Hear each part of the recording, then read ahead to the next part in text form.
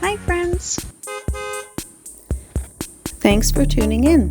If you like this video, please give it a like, comment below, and take a moment to subscribe to our channel.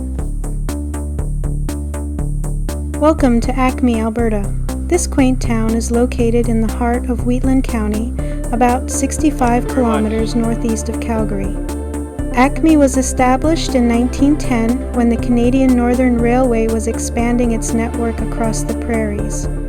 The town's name is quite unique and was chosen through a contest held by the railway company, with Acme meaning the highest point or peak, symbolizing the town's aspirations for growth and success.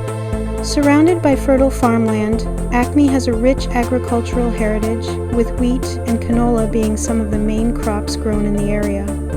The town's location on the rolling plains of Alberta provides stunning views of the countryside, making it a picturesque spot for both residents and visitors. Whether you're passing through or planning to stay a while, Acme offers a glimpse into the heart of rural Alberta, where the spirit of community and the beauty of the landscape create a welcoming and peaceful environment. Thank you for joining us on this tour of Acme, Alberta.